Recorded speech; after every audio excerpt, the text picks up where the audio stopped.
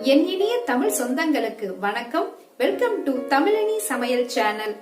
இன்னைக்கு நம்ம என்ன சமைக்க போறோம் அப்படின்னு பாத்தீங்கன்னா,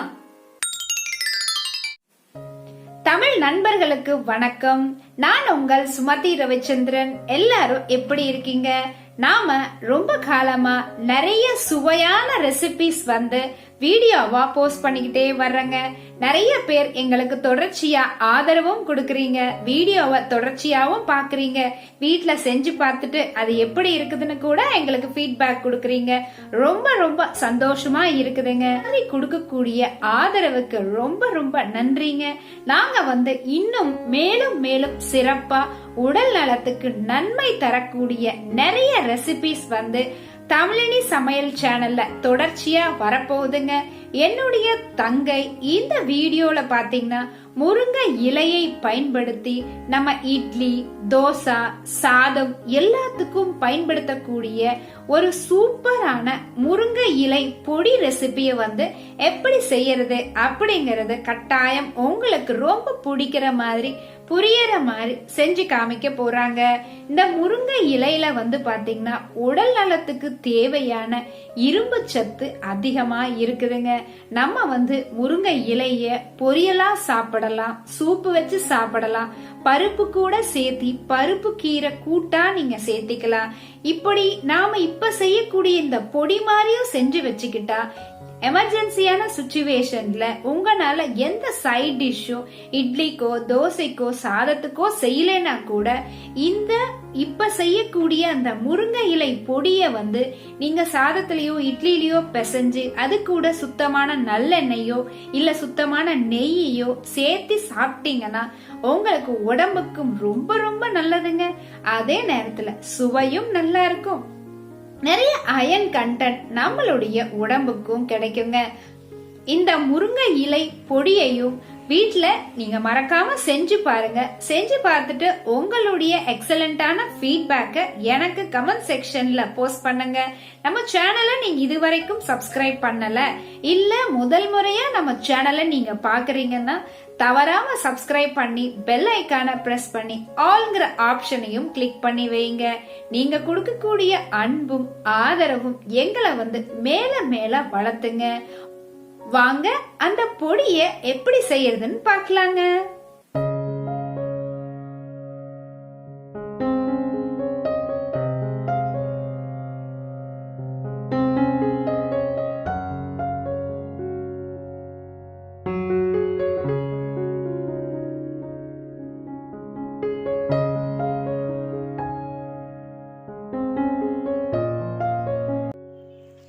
ஹாய் ஃப்ரெண்ட்ஸ், புனிதா மாதேஸ்வரன்.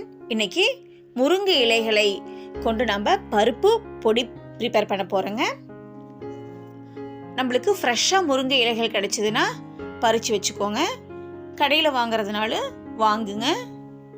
இது மாதிரி நல்ல இலைகளாக இருக்கணும், ரொம்ப முற்றியதாக இருக்கக்கூடாது, மீடியமாக இருக்கணும், கொழுந்தாவும் இருக்கணும். இது மாதிரி தனித்தனியாக பறிச்சுக்கோங்க.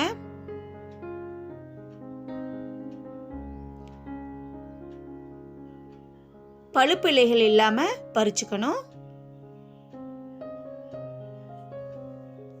நல்லா வாஷ் பண்ணிக்கணுங்க. டஸ்ட்டு,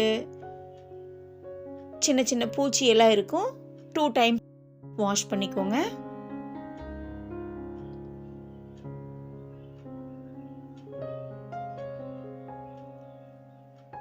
ஒரு ட்ரேல போட்டு தண்ணியெல்லாம் வடியட்டும்.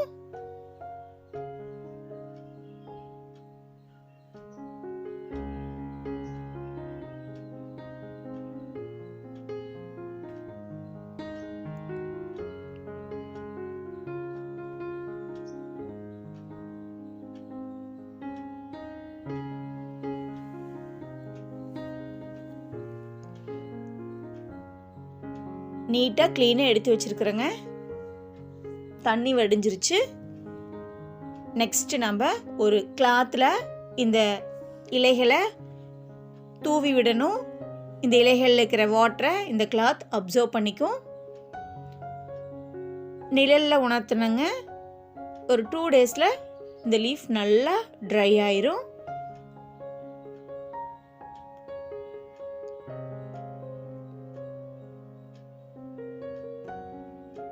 நெக்ஸ்ட்டு பருப்பு வகைகள் எல்லாம் நம்ம எடுத்து வச்சுருக்கோம், அதையெல்லாம் ஃப்ரை பண்ணிக்கலாங்க. 100 கிராம் உளுந்தம்பருப்பு,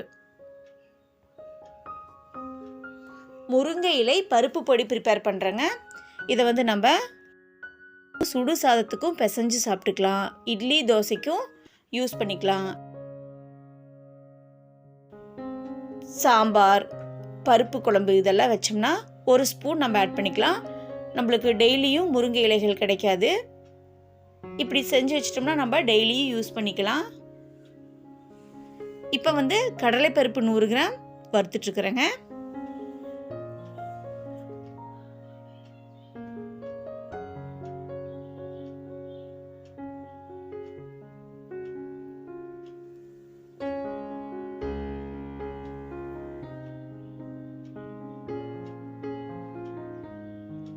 நெக்ஸ்ட்டு துவரம்பருப்பு வறுத்துட்ருக்குறேங்க. துவரம்பருப்பு 100 கிராம் நல்லா வறுத்துக்கணும், நல்லா ஸ்மெல் வர மாதிரி.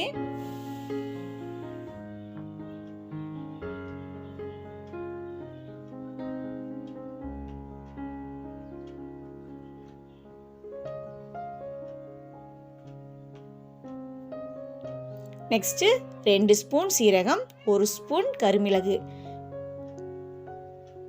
வறுத்துக்கணுங்க.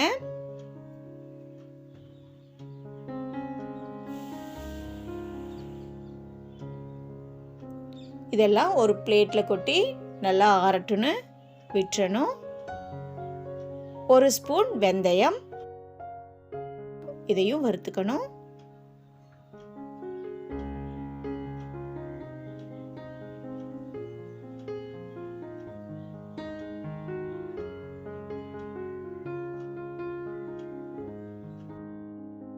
பத்து வரமிளகாய் போடுறேங்க. உங்களுக்கு காரத்துக்கு தகுந்த மாதிரி எவ்வளோ வேணுமோ போட்டுக்கோங்க. 5 நாளும் ஓகே. நல்லா இதையும் வறுத்துக்கணும். 8 போடுறதுனாலும் போட்டுக்கோங்க.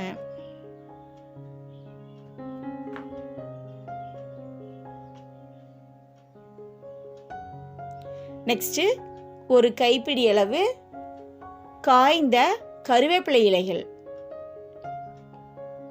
கருவேப்பிலை, முருங்கை இலை இதில் அயன் கண்டென்ட் அதிகமாக இருக்குது, நியூட்ரியன்ஸும் நிறையா இருக்குது.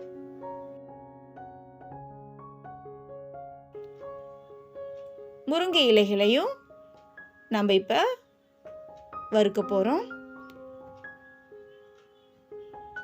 கடாயோட ஹீட்லேயே முருங்கை இலைகள் சீக்கிரம் வறுத்துரும். சின்ன சின்ன குச்சியெல்லாம் இருந்தால் பரவாயில்லைங்க.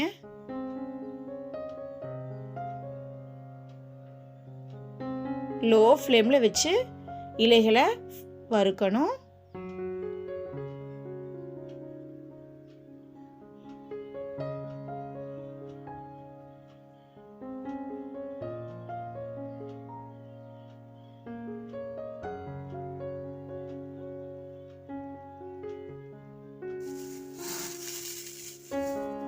இது மாதிரி நல்ல சவுண்டு வரணும், அப்பதான் கெட்டு போகாம இருக்கும் பருப்பு பொடி. பருப்புகள் எல்லாம் போட்டு நம்ம மிக்சர் ஜார்ல கிரைண்ட் பண்ணிக்கலாங்க, பவுடர் பண்ணிக்கலாம்.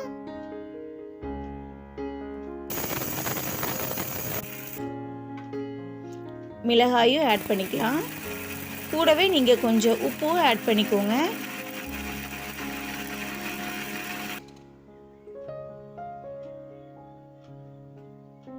இது மாதிரி நல்லா கிரைண்ட் பண்ணிக்கோங்க.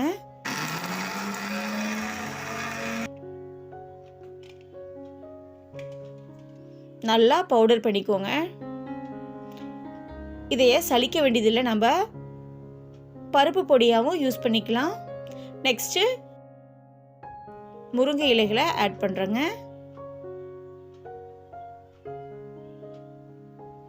நல்லா கிரீனிஷாக இருக்கு பாருங்க, சூப்பரா.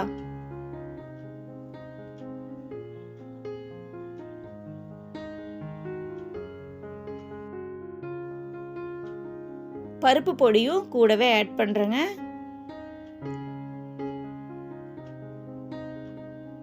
எல்லாம் மிக்ஸ் பண்ணியாச்சு. முருங்கை இலைகள், பருப்பு பொடி எல்லாம் மிக்ஸ் பண்ணியாச்சு. முருங்கை இலை பருப்பு பொடி நம்மளுக்கு ரெடி ஆயிருச்சு.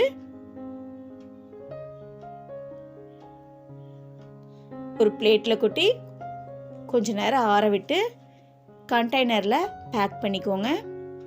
நீங்க எப்போ வேணாலும் யூஸ் பண்ணிக்கலாம். இது மாதிரி ப்ரிப்பேர் பண்ணி வச்சிட்டிங்கன்னா சுடு சாதத்துக்கும் பிசைஞ்சு சாப்பிட்டுக்கலாம். ஃப்ரெண்ட்ஸ், முருங்கை இலையை பயன்படுத்தி சூப்பரான இட்லி, தோசை, சாதம் எல்லாத்துக்கும் பிசைஞ்சு சாப்பிடுற மாதிரி ஒரு சூப்பரான முருங்கை இலை பொடியை என் தங்கை செய்யறத நீங்க பாத்தீங்க. உணவே மருந்து, மருந்தே உணவுங்க. Eat healthy and stay healthy. மகிழ்ச்சியோட இருங்க. மீண்டும் நம்ம சந்திப்போம் ஃப்ரெண்ட்ஸ். நியூ விசிட்டரா இருந்தா நம்ம சேனலை சப்ஸ்கிரைப் பண்ணுங்க. நான் போடக்கூடிய புது வீடியோஸ் எல்லாத்தையும் நீங்க வாட்ச் பண்ணலாங்க. சோ இந்த மாதிரி சிறப்பான வீடியோவோட நான் மறுபடியும் சந்திக்கிறேங்க. தேங்க்யூ.